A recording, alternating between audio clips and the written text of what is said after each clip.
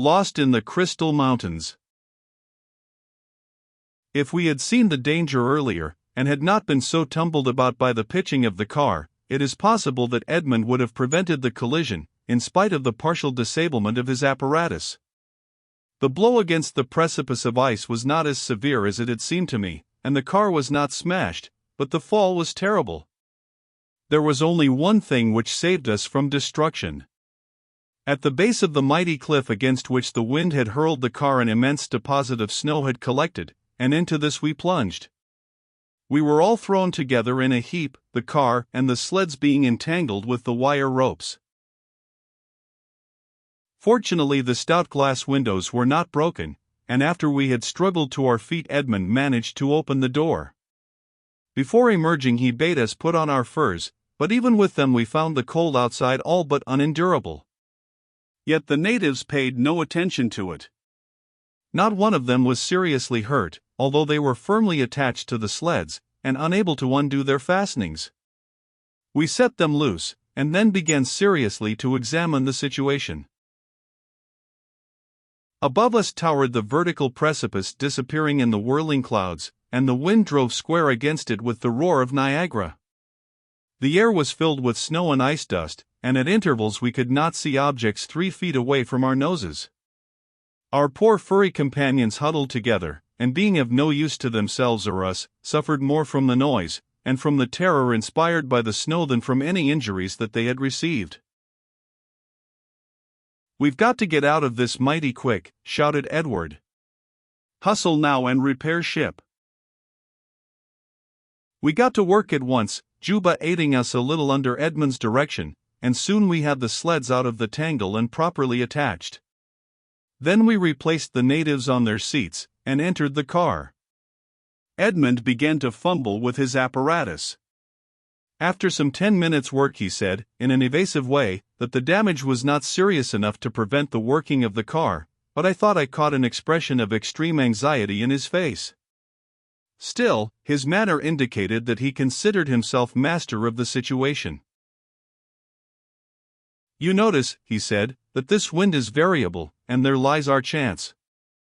When the blasts weaken, the air springs back from the face of the cliff and then whirls round to the right.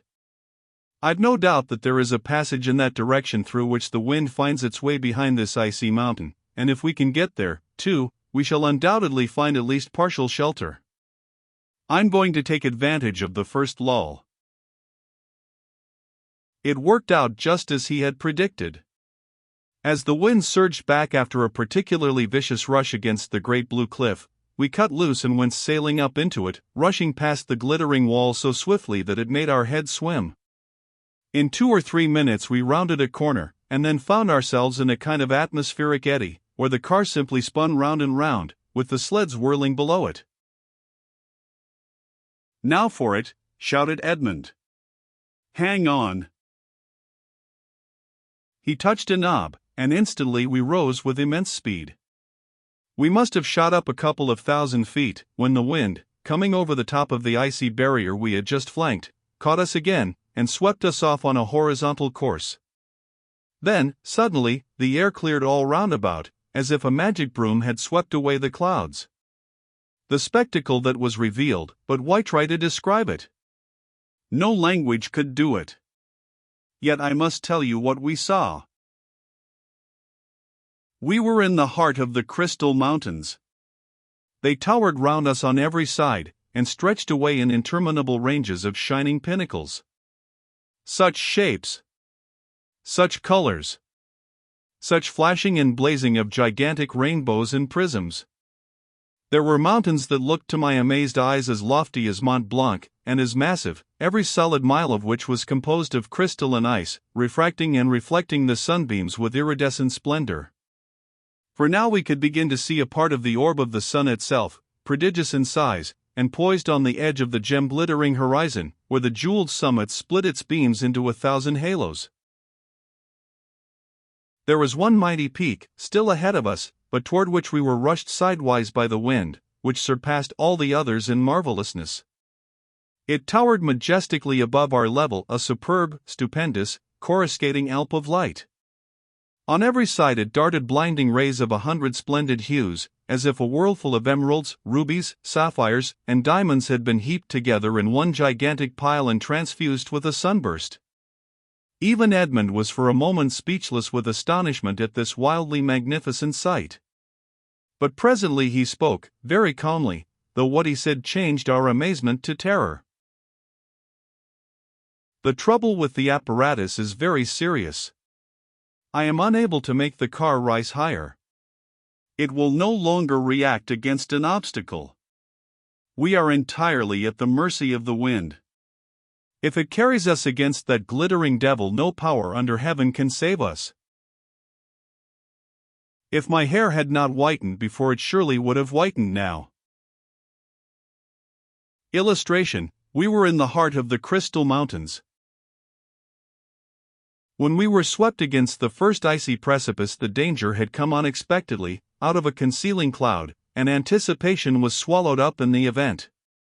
But now we had to bear the fearful strain of expectation, with the paralyzing knowledge that nothing that we could do could aid us in the least. I thought that even Edmund's face paled with fear. On we rushed, still borne sidewise, so that the spectacle was burned into our eyes, as, with the fascination of impending death, we gazed helpless out of the window. Now we were upon it. Instinctively I threw myself backward, but the blow did not come. Instead, there was a wild rush of ice crystals sweeping the thick glass. "Look," shouted Edmund. "We are safe. See how the particles of ice are swept from the face of the peak by the tempest. They leap toward us, and are then whirled round the mountain. The compacted air forms a buffer. We may yet touch the precipice, but the wind, having free vent on both sides, will carry us one way or the other without a serious shock."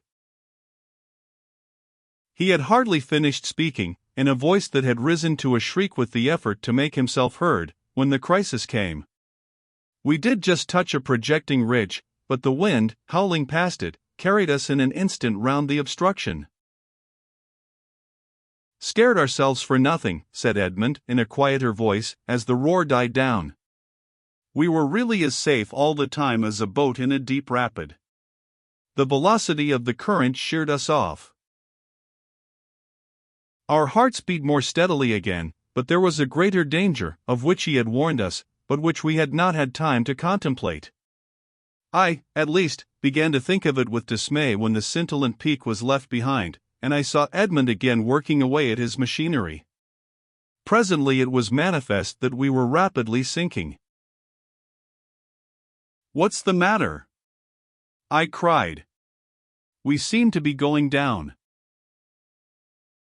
"So we are," he replied quietly, "and I fear that we shall not go up again very soon. The power is failing all the time. It will be pretty hard to have to stop indefinitely in this frightful place, but I am afraid that that is our destiny. Lost and helpless in these mountains of ice and this world of gloom and storm." The thought was too terrible to be entertained. Yet it was forced into our minds even more by our leader's manner than by his words. Not one of us failed to comprehend its meaning, and it was characteristic that, while talkative Jack now said not a word, uncommunicative Henry burst into a brief fury of denunciation. I was startled by the energy of his words. "Edmund Stonewall," he cried, agitating his arms, "you have brought me to my death with your infernal invention. May you be—" But he never finished the sentence. His face turned as white as a sheet, and he sank in a heap upon the floor. "Poor fellow," said Edmund, pityingly. "Would to God that he instead of church had remained at home. But I'll get him and all of us out of this trouble, only give me a little time." In a few minutes Jack and I had restored Henry to his senses, but he was as weak as a child, and remained lying on one of the cushioned benches. In the meantime the car descended until at last it rested upon the snow in a deep valley, where we were protected from the wind. In this profound depression a kind of twilight prevailed, for the sun, which we had glimpsed when we were on the level of the peaks, was at least 30 degrees below our present horizon. Henry having recovered his nerve, we all got out of the car, unloosed the natives, and began to look about us. The scene was more disheartening than ever. All about towered the crystal mountains, their bases leaden-hued and formless in the ghostly gloom, while their middle parts showed deep gleams of ultramarine, brightening to purple higher up, and a few aspiring peaks behind us sparkled brilliantly where the sunlight touched them. It was such a spectacle as the imagination could not have conceived, and I have often tried in vain to reproduce it satisfactorily in my own mind. Was there ever such a situation as ours? Cast away in a place wild and wonderful beyond description, millions of miles from all human aid and sympathy, millions of miles from the world that had given us birth. I could, in bitterness of spirit, have laughed at the suggestion that there was any hope for us. And yet, at that very moment, not only was there hope, but there was even the certainty of deliverance. But, unknown to us, it lay in the brain of the incomparable man who had brought us hither. I have told you that it was twilight in the valley where we lay. But when, as frequently happened, tempests of snow burst over the mountains, and choked the air about us, the twilight turned to deepest night, and we had to illumine the lamps in the car. By great good fortune, Edmund said, enough power remained to furnish us with light and heat, and now I looked upon those mysterious black-tusked muzzles in the car with a new sentiment, praying that they would not turn to mouths of death. The natives, being used to darkness, needed no artificial illumination. In fact, we had observed that whenever the sunlight had streamed over them their great eyes were almost blinded, and they suffered cruelly from an affliction so completely outside of all their experience. Edmund now began to speak to us of this, saying that he ought to have foreseen and provided against it. I shall try to find some means of affording protection to their eyes when we arrive in the sunlit hemisphere, he said. It must be my first duty. We heard these words with a thrill of hope. Then you think that we shall escape? I asked. Of course we shall escape, he replied cheerfully. I give you my word for it, but do not ask me for any particulars yet. The exact means I have not yet found, but find them I will. We may have to stay where we are for a considerable time, and our companions must be made comfortable. Even under their furry skins they'll suffer from this kind of weather.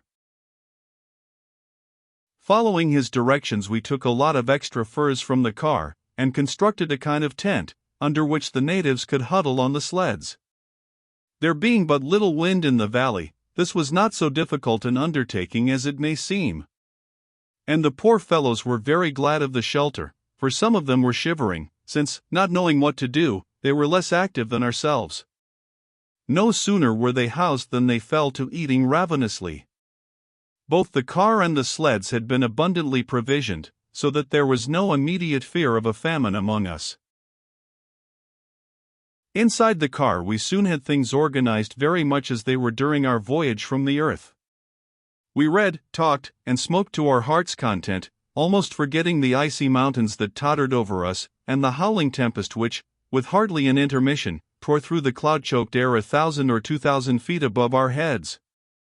We talked of our adventure with the meteors, which seemed an event of long ago, and then we talked of home 26 million miles away. In fact, it may have been 30 millions by this time, for Edmund had told us that Venus, having passed conjunction while we were at the caverns, was now receding from the earth.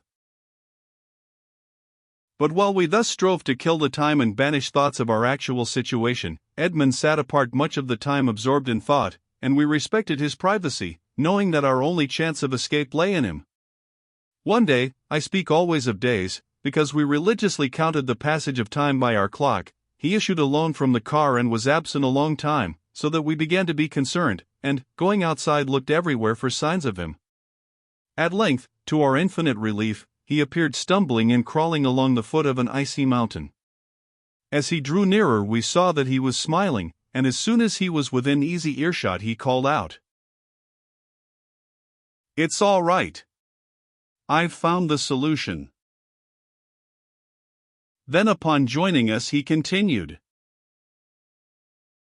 "We'll get out all right, but we shall have to be patient for a while longer. What is it? We asked eagerly. What have you found out? Peter, he said, turning to me, you know what libration means. Well, it's libration that is going to save us. As Venus travels round the Sun, she turns just once on her axis and making a complete circuit, the consequence being, as you already know, that she has one side on which the Sun never rises while the other half is in perpetual daylight. But, since her orbit is not a perfect circle, she travels a little faster than the average during about half of her year and a little slower during the other half, but, at the same time, her steady rotation on her axis never varies. This produces the phenomenon that is called libration, the result of which is that, along the border between the day and night hemispheres there is a narrow strip where the Sun rises and sets once in each of her years, which are about 225 of our days in length. Within this strip the Sun shines continuously for about 16 weeks, gradually rising during 8 weeks and sinking during the following 8. Then, during the next 16 weeks, the strip lies in unceasing night. Now the kind fates have willed that we should fall just within this lucky strip. By the utmost good fortune, after we passed the blazing peak which so nearly wrecked us, we were carried on by the wind so far, before the ascensional power of the car gave out, that we descended on the sunward side of the crest of the range. The Sun is now just beginning to rise on the part of the strip where we are, and it will get higher for several weeks to come. The result will be that a great melting of ice and snow will occur here, and in this deep valley a river will form, flowing off toward the sunward hemisphere, exactly where we want to go. I shall take advantage of the torrent that will float here and float down with it until we are out of the labyrinth. It's our only chance, for we couldn't possibly clamber over the hummocky ice and drag the car with us. Why not leave the car here? Asked Henry. Edmund looked at him and smiled. Do you want to stay on Venus all your life? He asked. I thought you didn't like it well enough for that. How could we ever get back to the Earth without the car? I can repair the mechanism as soon as I can find certain substances, which I am sure exist on this planet as well as on the Earth. But it is no use looking for them in this icy wilderness. No, we can never abandon the car. We must take it with us, and the only possible way to transport it is with the aid of the coming river. But how will you manage to float? I asked. The car, being airtight, will float like a buoy. But the natives, will you abandon them? God forbid. I'll contrive a way for them. The effects of libration on Venus were not new to me, but they were to Jack and Henry, who had never studied such things, and they expressed much doubt about Edmund's plan, but I had confidence in it from the beginning, and it turned out just as he had predicted, as things always did. Every 24 hours we saw, with thankful hearts, that the Sun had perceptibly risen, and as it rose, the sky gradually cleared, while the sunbeams, falling uninterruptedly, grew hotter and hotter. Soon we no longer had any use for furs, or for artificial heat. At the same time the melting of the ice began. It formed, in fact, a new danger, by bringing down avalanches into the valley, yet we watched the process joyously, since it fell so entirely within Edmund's program. While we were awaiting the flood, Edmund had prepared screens to protect the eyes of the natives. We were just at the bottom of the trough of the valley, near its head. It wound away before us, turning out of sight beyond an icy bulwark. Streams were soon pouring down from the heights all around, and uniting, they formed a little torrent, which flowed swiftly over the smooth, hard ice. Edmund now completed his plan. I'll take Juba in the car with us, he said. There's just room for him. As for the others, we'll fasten the sleds on each side of the car, which will be buoyant enough to float them, and they'll have to take their chances outside. We made the final arrangements while the little torrent was swelling to a river. Before it became too broad and deep, we managed to place the car across the center of its course, the sleds forming outriders.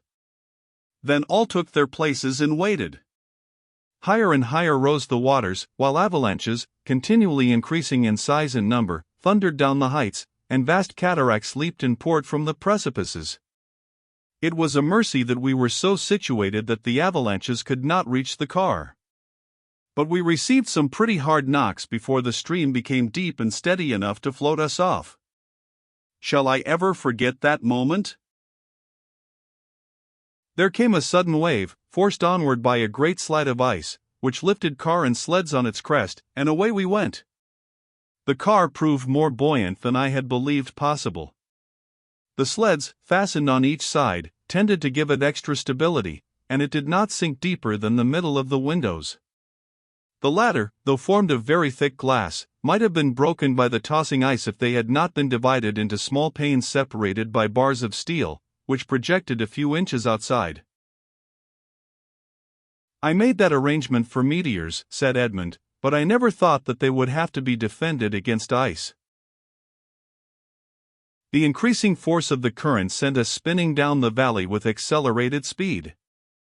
We swept round the nearest ice peak on the left, and as we passed under its projecting buttresses a fearful roar above informed us that an avalanche of unexampled magnitude had been unchained.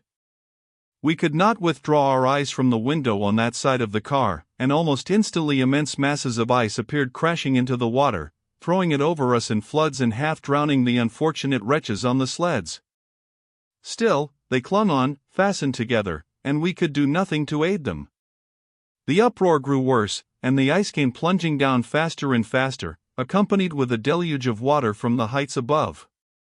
The car pitched and rolled until we were all flung off our feet.